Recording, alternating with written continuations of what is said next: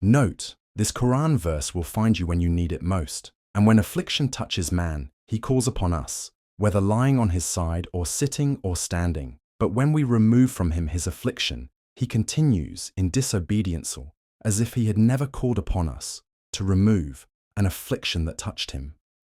Thus is made pleasing to the transgressors that which they have been doing. Surah Yunus 10:12, Sahih International Translation. It always starts the same way, a breaking, a cry that rips through the soul when no one else is watching, a whisper in the dark, Ya Allah, I can't do this. And in that moment, we are so sincere, so desperate, so beautifully human. Pain humbles us. Ant cells Bailey, the layers of ride, the distractina she nonged to. But then, he heals what was broken. He lifts what we thought would crush us. And as life returns to ease, so does our distance.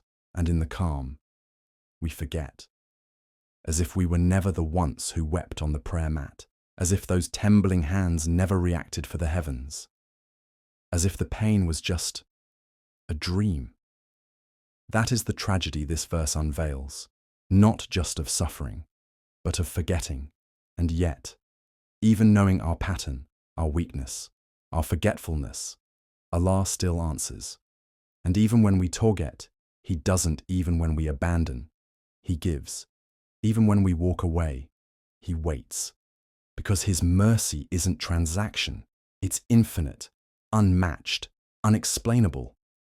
But maybe it's time to break the cycle, to remember Him not because we're drowning, but because we're breathing, to worship not as a reflex to pain, but as a rhythm of love, to walk with Him, not just when we've fallen, but when we've finally learned to stand again.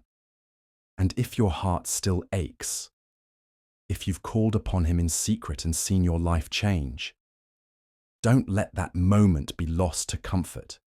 Let it be the beginning of loyalty, of remembrance, of love that does not depend on hardship to survive.